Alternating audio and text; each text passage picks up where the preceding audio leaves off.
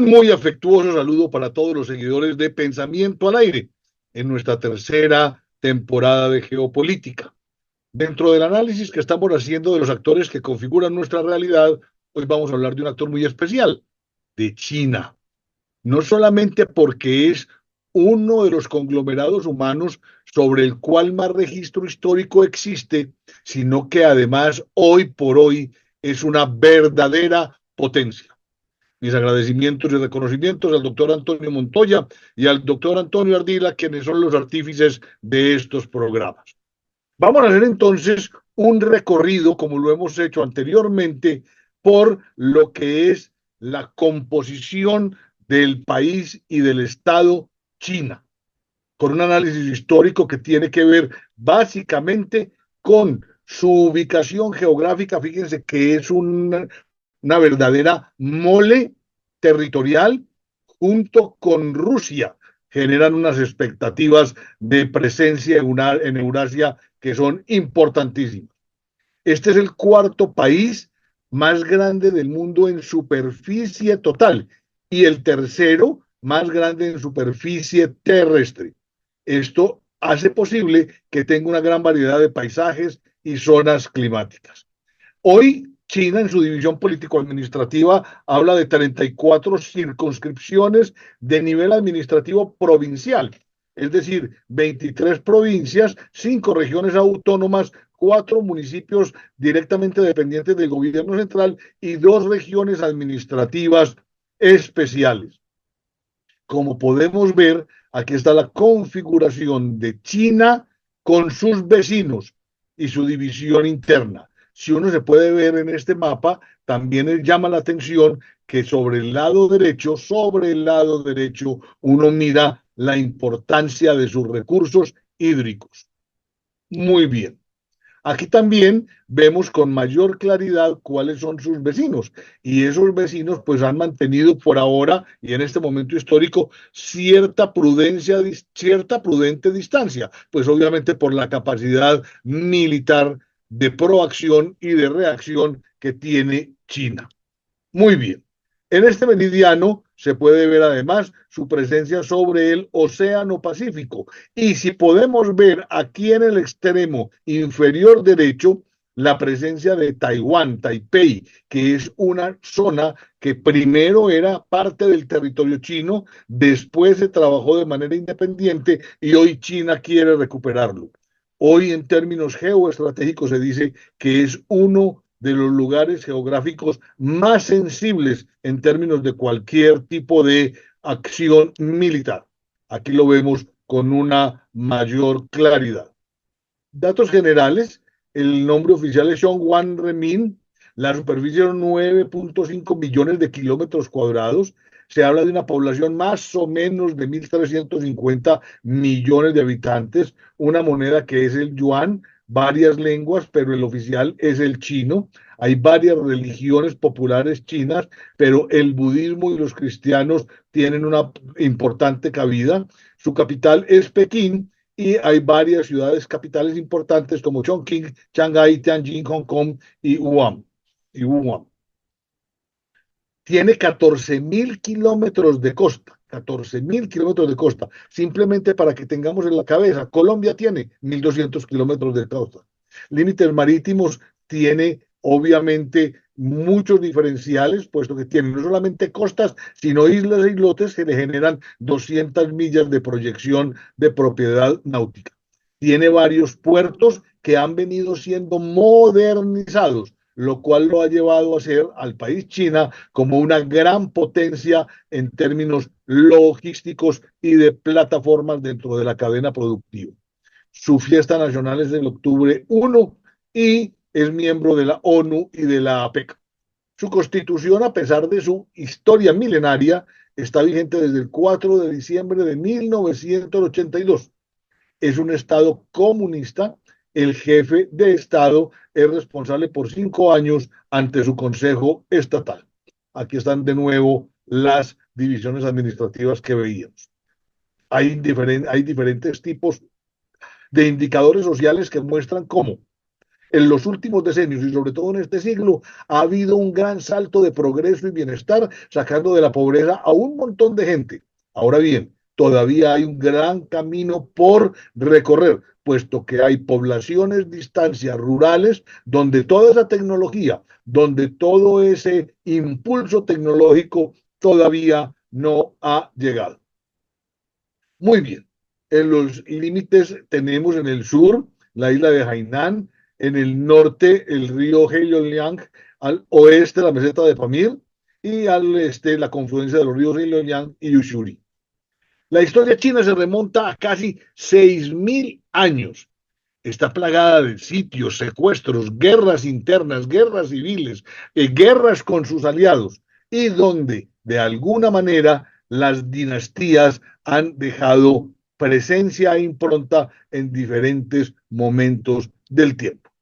Aquí vemos, por ejemplo, algunas de las imágenes con respecto a la ubicación geográfica de los diferentes movimientos políticos. Uno de los hitos más importantes de la producción humana en China es la Gran Muralla, es la Gran Muralla China, que se dice que es una de las pocas construcciones por parte de los humanos que se ve desde el espacio. Este es el Palacio del Pueblo. Aquí hay un mapa animado que queda a su disposición donde se muestra la aparición y desaparición de las diferentes dinastías chinas. La historia pues gira alrededor de la prehistoria, la era antigua, la era imperial, y la era imperial lleva a la era moderna. Aquí hay un recorrido histórico de las diferentes dinastías, desde la CIA 2200 a 1700 antes de Cristo hasta Zhou y posteriores que tienen que ver con el año 951, pasando a la Qing, que va de la 1644 a 1911, la República China de 1911 al 49 y la República Popular China de Mao de 1949 a la fecha.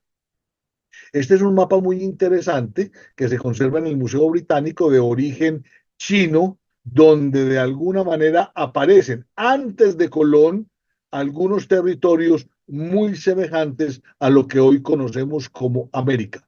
Recordemos que los chinos han sido exploradores y grandes navegantes.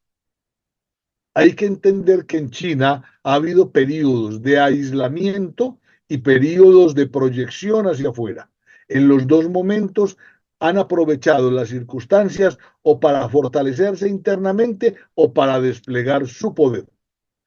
Solo a partir del siglo XII se comienza a tener contacto con Occidente, y de alguna manera todo esto ha llevado a unos contactos y a unos intercambios, a ratos favorables, a ratos desfavorables con diferentes tipos de países. Por ejemplo, las potencias europeas han aprovechado la debilidad china en épocas recientes y de alguna manera la República Comunista tuvo una ruptura con respecto a los emperadores y las dinastías y un proceso de integrar un país fragmentado en términos territoriales, sociales y políticos. Las religiones predominantes son el budismo, el taoísmo, el confucianismo y el sincretismo. Obviamente, por ahora coexisten. La estructura de poder hoy alrededor de la República Popular China se apoya en tres ámbitos fundamentales: el partido, el ejército y el Estado. La jefatura del Estado la tiene el presidente de la República Popular China, mientras que el líder del partido es su secretario general, y el líder del Ejército Popular de Liberación es el presidente de la Comisión Militar. Ha tenido un gran desarrollo arquitectónico, de infraestructura y sobre todo de vías de comunicación en los años recientes, en los últimos decenios. Esto no quiere decir que tengan unas vastas extensiones agrícolas. Una de las problemáticas más importantes de China es cómo alimentar a 1.300, 1.400 millones de personas. El desarrollo económico de China tiene una historia milenaria. Aportes a la humanidad, inventos como la brújula, la pólvora, el papel y la imprenta son de capital importancia para el desarrollo y consolidación de su propia civilización y de otras civilizaciones. Muy bien. Asimismo, en el siglo XXI, la China aparece como potencia económica, donde su PIB aparece como tercero a nivel nominal. Ya también es miembro fundador de la ONU y uno de los 5 miembros permanentes con poder de veto. Las exportaciones pues son hoy muy agresivas, tanto es así que su competidor directo en este momento histórico, Estados Unidos, con cabeza de su presidente Trump, hoy está en una comillas guerra comercial tratando a punta de aranceles de frenar un poco el expansionismo, la presencia y la relativa favorabilidad de la balanza comercial que tiene China sobre los Estados Unidos. ¿Qué exporta? Maquinaria, equipo de transporte, textiles, metales, alimentos, minerales y químicos. ¿Qué importa? También maquinaria, plásticos, textiles y caucho. Su industria tiene que ver con los metales, el cemento, fertilizantes, papel, azúcar, algodón, cigarros, vehículos. La agricultura con el arroz, el maíz, el trigo, la soya, el cacahuete y las semillas de girasol. Fuera de los inventos que mencionamos ahora, un aporte conceptual, un aporte filosófico religioso, es el taoísmo, que nos invita a vivir integrados con las personas y la naturaleza. Asimismo, el confucianismo, creado para vivir en armonía con el prójimo, con el prójimo. Hoy es el mayor fabricante y consumidor de automóviles. Supera a todos los países en venta de obras de arte. Se dice, y esta es una información difícil de verificar, que tiene la supercomputadora más potente del mundo, capaz de alcanzar 2.566 billones de operaciones por segundo. Hoy son líderes en inversión, fabricación y aplicación de turbinas de viento y paneles solares, y a partir de 2010 supera a Estados Unidos como productor de energía limpia, energía eólica. Tiene enorme variedad de recursos minerales, aunque tiene deficiencias en vanadio, cromo y cobalto. Las principales regiones mineras están al sur del país, al sur del país. Las reservas de petróleo se estiman en 20.000 millones de toneladas, cuyo núcleo ha sido descubierto en la costa. Se dice que sus reservas petroleras están en el podium a nivel mundial. Tienen hierro, hematites, también han descubierto aluminio, reservas de mineral de aluminio, reservas mundiales de antimonio y tungsteno y grandes reservas de magnesita, molibdeno, mercurio y manganeso. Recordemos de todas maneras que el aluminio requiere bauxita y energía para su producción. Muy bien. Estos son los diferentes recursos por países que se manejan en la actualidad, donde los datos de China son más que sobresalientes. Esta es una imagen muy bella y muy diciente. Miren cómo ha crecido la infraestructura ferroviaria en China. Ferroviaria. Ellos han tenido a través de la historia un eje, un faro alrededor del cual han aplicado sus esfuerzos y sus recursos. La ruta de la seda. Hoy se habla de la nueva ruta de la seda. Antes, pues la idea era que había caminos, puentes para pasar desde China, en el extremo de Eurasia, hasta España, al borde del Océano Atlántico. Hoy se está remozando esa infraestructura con trenes de alta velocidad, carreteras de múltiples carriles y unas infraestructuras de apoyo y logísticas muy importantes.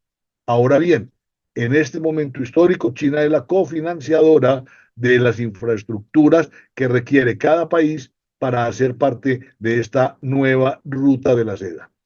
Diría uno que en términos de movilidad férrea, fluvial, de carreteras, de puentes y de túneles, hoy no tiene competidor a la vista. En cuanto a la infraestructura marítima, pues sus puertos son de los más importantes del mundo. En términos culturales, ni qué hablar. La gran extensión territorial, la aparición de dinastías, de imperios que suben y caen, ha dejado una huella no solamente en China, sino en todo el mundo.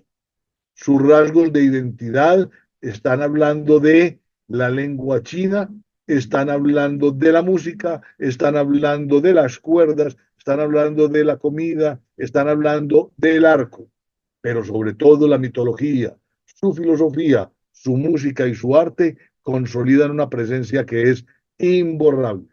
En términos de deporte, pues ellos tienen una gran variedad de disciplinas en las cuales son los mejores del mundo. Una de ellas, que es la que más se conoce, es el ping-pong, pero también lo que tiene que ver con el esgrima y lo que tiene que ver con el atletismo, el voleibol y todas las actividades de grupo, de grupo. Según China, fíjense qué simpleza para mirar el mundo desde China. Usted alcanza a mirar desde China, que es la parte inferior de la imagen, un océano, ese océano Pacífico, y por allá uno ve a América, por allá ve uno a África y ve algunas cositas de Europa. El mundo chino tiene una perspectiva particular que debe ser entendida en términos geopolíticos, geoestratégicos y geoeconómicos si usted más o menos quiere entender cuál es la presencia y las relaciones que se establecen. Ahora, coincide en China la historia, el respeto por lo ancestral y lo moderno. Esa óptica moderna le da una forma de competir con Occidente y en muchos casos y en muchos renglones, gracias a los mercados emergentes, ha logrado superar. En términos de coyuntura, su población ha venido con altibajos. Antes era la mayor población del mundo, hoy está, dicen algunos, superada por India. Han tenido políticas de restricción de reproducción por orden estatal, pero también hay momentos y regiones en los que se requiere que haya crecimiento natal.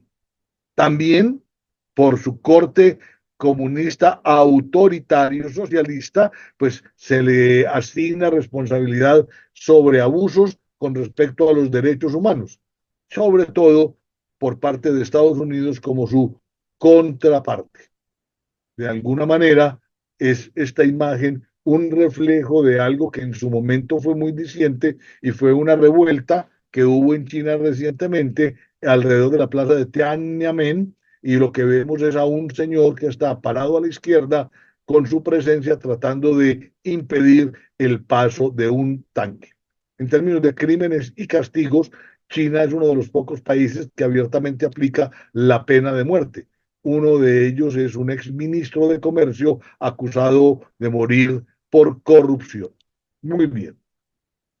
También está limitada y afectada por, digamos, el comercio de esclavos, ya que de alguna manera las rutas marítimas por donde tiene que pasar es también utilizada por otro tipo de personas, por otro tipo de naciones, por otro tipo de estados y de movimientos para hacer labores de carácter ilegal. Hoy hay un planeta con cada vez más pobres y eso implica una reacción profunda por parte de los gobiernos que más población tienen a su cargo. Estamos hablando de China y de India. Este es el mapa del hambre que se ve en el mundo, los cultivos biotecnológicos, los cultivos transgénicos y la manera como los humanos de alguna manera hemos venido garantizando el acceso al agua. Aunque todavía nos falta mucho a nivel planetario, lo que es claro es que el agua se considera, y como debe ser, un recurso invaluable. Y por ser un recurso invaluable, pues digamos, por ejemplo, que China ha desarrollado hasta el momento la represa más grande del mundo que ustedes han oído mencionar, que es la de las Tres Gargantas. Obviamente con puntos críticos. La falta de agua ha llevado al traslado, al desplazamiento voluntario o forzado de pueblos enteros para tratar de acceder a ese recurso vital. Esta es una imagen de las Tres Gargantas y su funcionamiento. Ahora bien, dentro de sus límites está Nepal con el Tíbet, y ese Tíbet, por efectos del cambio climático, se está derritiendo.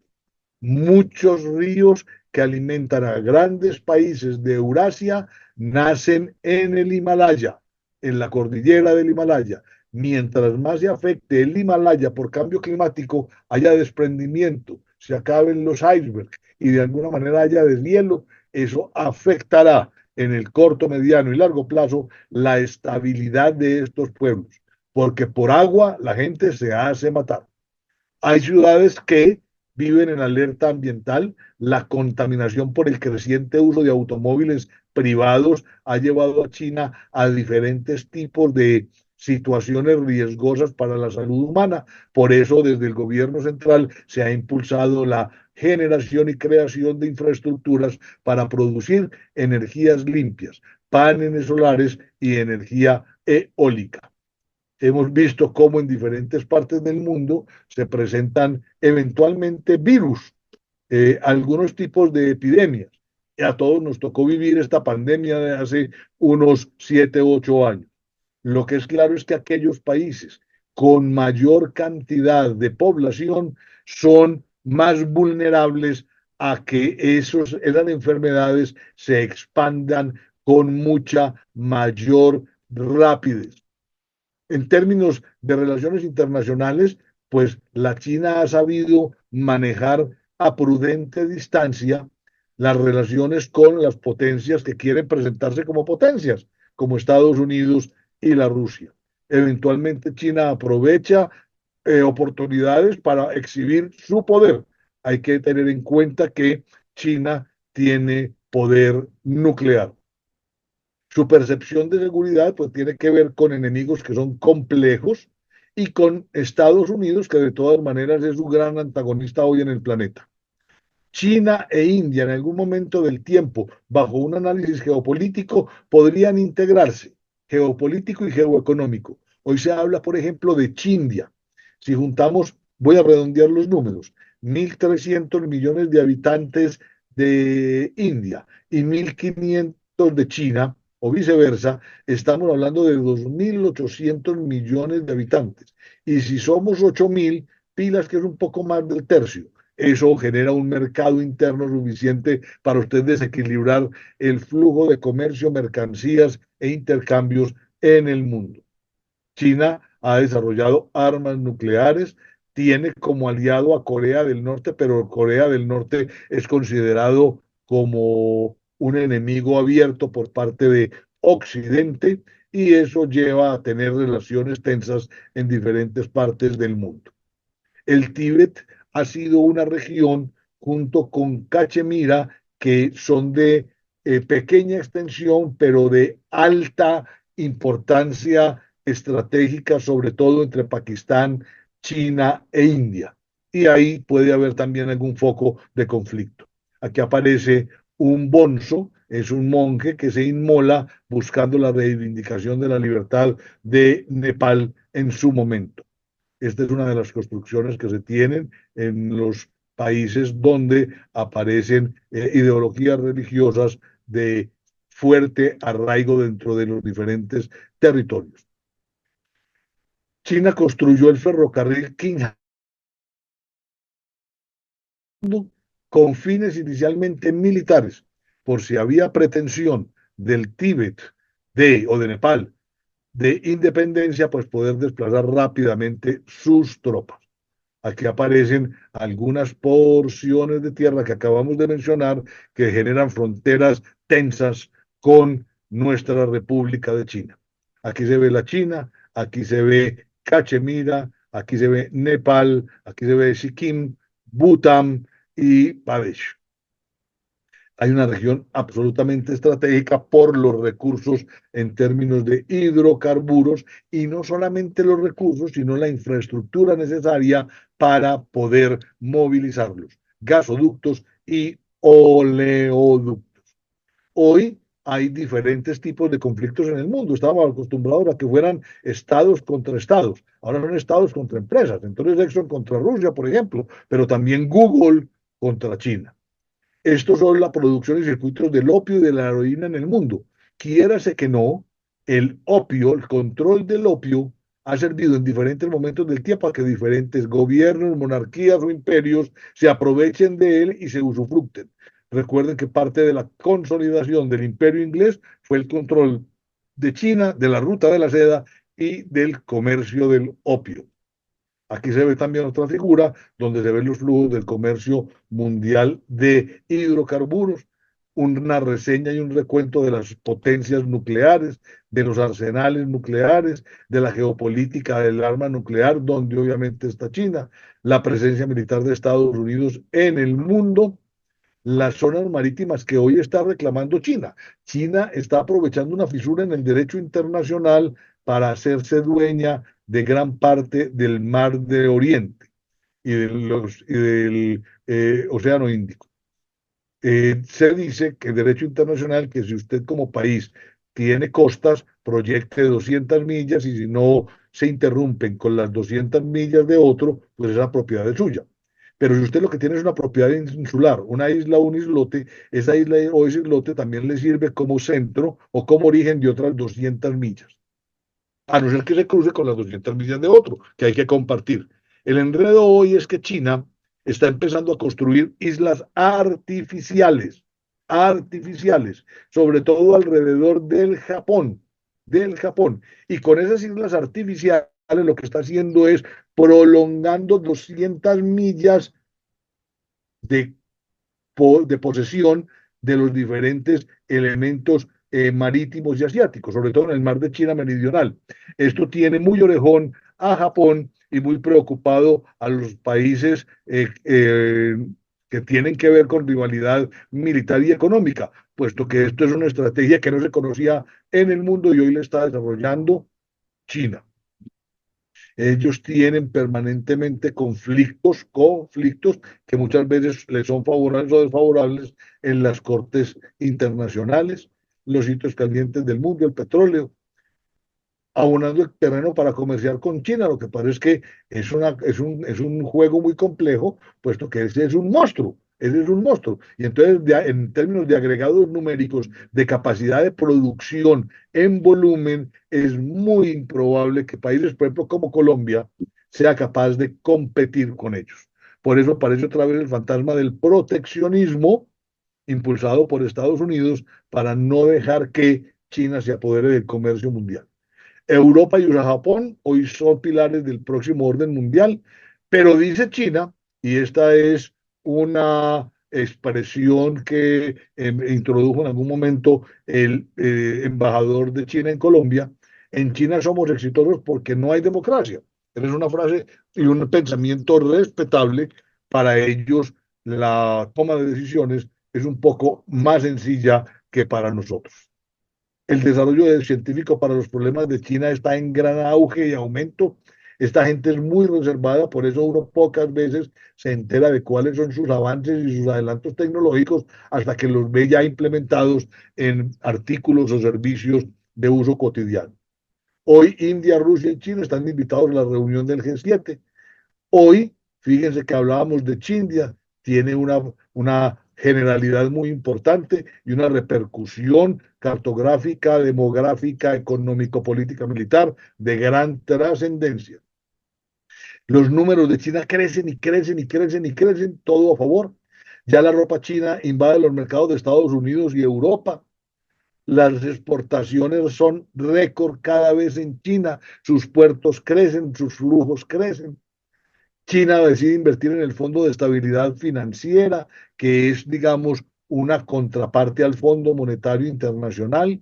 Obviamente por dentro tienen sus problemas porque es mucha gente, no toda está a cierto nivel de desarrollo, todavía hay gente en línea de pobreza y tienen un grave problema en términos de alimentación, de agua y de vivienda. Y de vivienda. Los adolescentes de Hong Kong planean llegar a ser millonarios a los 25 años. Hay un nivel altísimo de exigencia de competencia en los procesos educativos. Su juventud, se dice, está muy estresada y está abrumada por la competencia. Muy bien. Aquí vemos el mapa del PIB del Banco Mundial, tratando de establecer una correspondencia entre el tamaño del país y su aporte al PIB mundial. Miren el tamaño de China, de Estados Unidos, de Alemania, de India y de Japón, que son mucho mayores, comillas, que como en realidad se ven en un mapa político. Aquí aparecen las potencias mundiales. Otra vez ya es el Fondo Monetario Internacional el que dice pilas que ese proteccionismo puede llevar a diferentes tipos de conflictos. Este es el mundo virtual de sistemas regionales del siglo XXI. el grupo de los ocho controla las dos terceras partes del PIB mundial y pilas que ahí está China integrada. Todavía no toca a fondo la crisis global y cuando China estornuda al resto del planeta le da gripa. La libertad de prensa en China es restringida. Lamentablemente uno de los países asiáticos tiene poca información. Entonces muchas veces uno habla desde generalidades al no tener la posibilidad de respaldar y corroborar de manera fehaciente los datos y los números. Muy bien.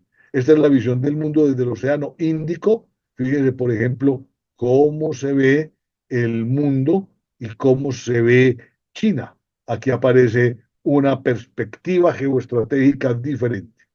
Esta es otra forma de mirar el mundo. Definimos la geoeconomía como una rama nueva de la geopolítica que analiza las estrategias de orden económico. Dice Turov que no son las armas la respuesta en el mundo multipolar, sino la habilidad para colocar capitales, ganar mercados y dominar en otro estilo, en guerras que no dejarán muertos, sino grandes espacios económicos que pasarán de mano en mano. Últimos ataques digitales calientan la ciberguerra fría y en esto China no es lejano, tanto como objeto de ataque como sujeto atacador. Trapos sucios de China usualmente se lavan en casa y tienen pecaditos grandes como por ejemplo casi exterminio de ciertas especies como el tiburón, puesto que para ellos en términos de su cultura y su costumbre las aletas son afrodisíacas. En China están rodando 100 millones de carros permanentemente con orden creciente, lo cual pues lleva a un nivel de contaminación enorme.